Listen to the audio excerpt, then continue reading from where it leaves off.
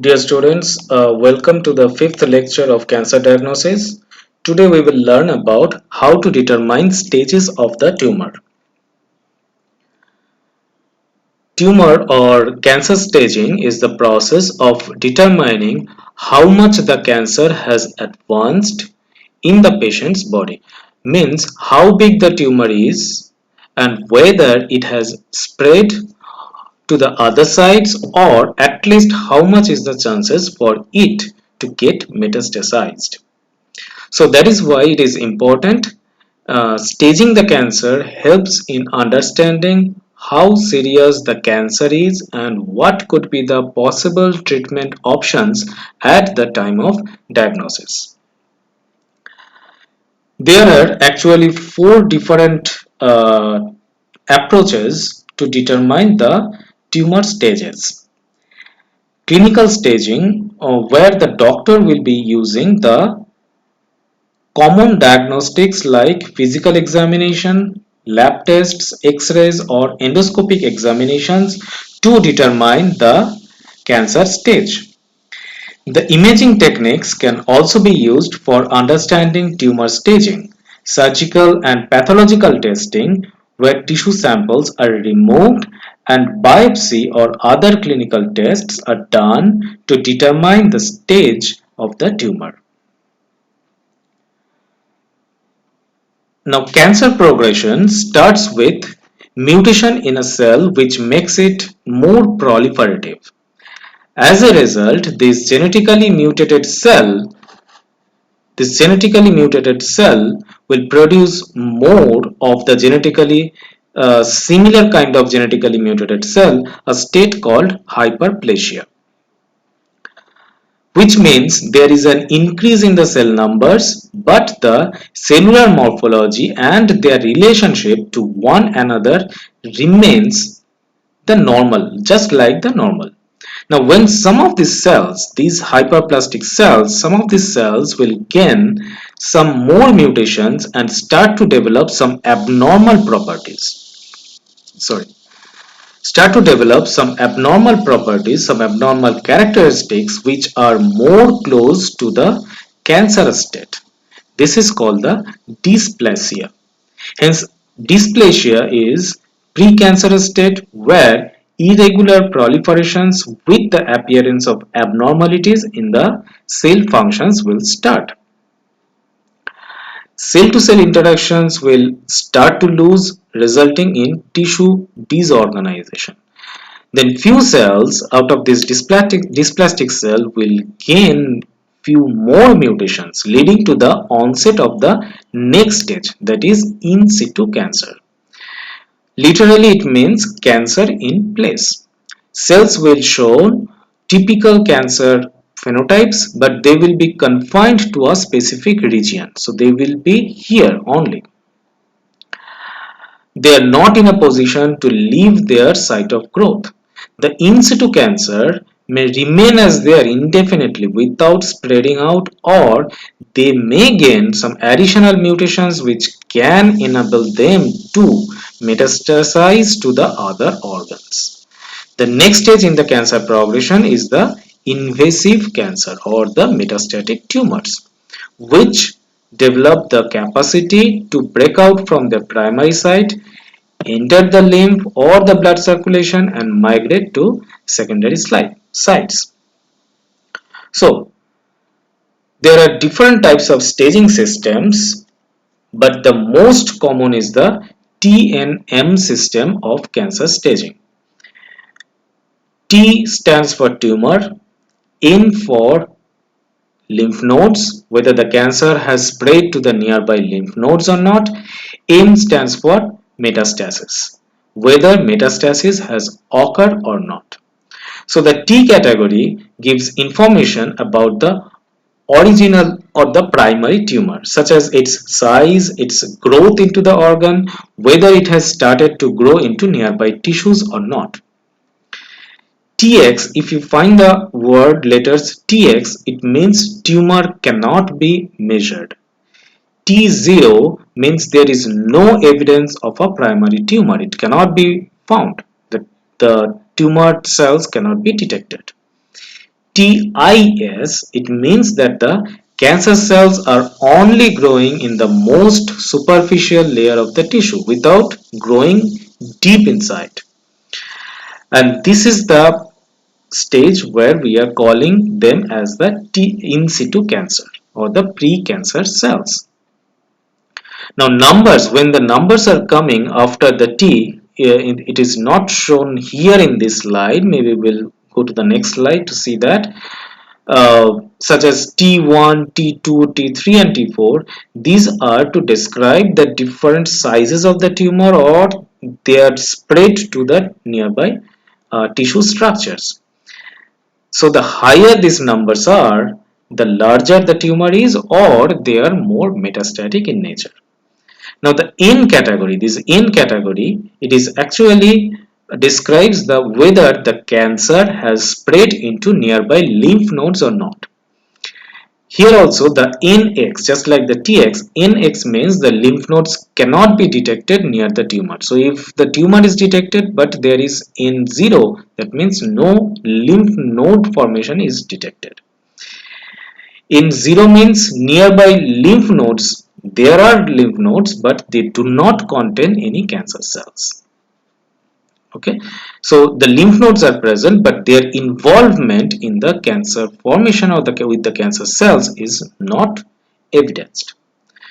Now the numbers after this N, that is in 1, 2, 3, so it means the size, location and like the number of the lymph nodes developed surrounding the affected tissue. The higher the number, the greater the cancer spread to the nearby lymph nodes. Now coming to this M category, it tells whether the cancer has metastasized to the different parts of the secondary sites or not. Here also this M0, it means that there is no evidences of metastasis. The cancer has not spread. M1, it means that yes, the cancer has started to metastasize and then the degrees of metastasis will be indicated by this increment in the number after the letter M.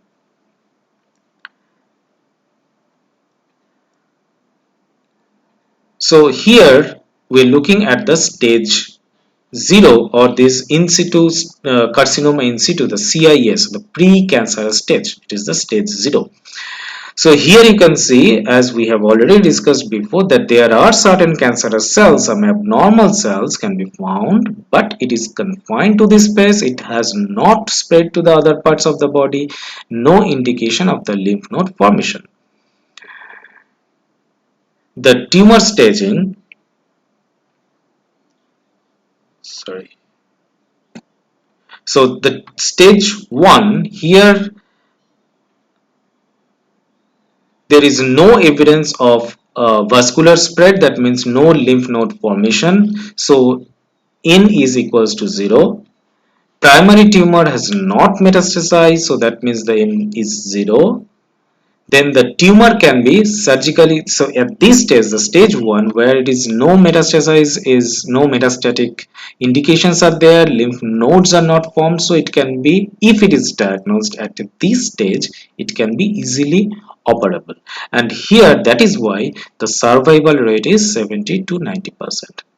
Now when we are going to the next stage, that is the stage 2, it is indicated by T2, that is tumor stage 2, and then in 1M0, what does that mean is that the lymph nodes immediately surrounding this area are actually formed. So we have the N1 here. Then the primary tumor, it has spread to the lymph nodes. M0, it is actually the metastatic cells have started to flow through the lymph nodes. The tumor is operable, but because of this local spread, it has not spread to the other side, but it has started to enter the lymph nodes. So it is, although surgically operable, but there are chances that it can come back, it can recur back. So that is why the survival rate is 45 to 55%. Then the next stage is the stage 3, tumor stage 3, and if it is in 2M0, that means the lymph nodes are involved, they are more in numbers, or they are 3 centimeter in diameter and fixed to the underlying tissues. They are fully functional. And the primary tumor is large with the fixation of deeper structure. That means the tumor is actually spreading, it is growing.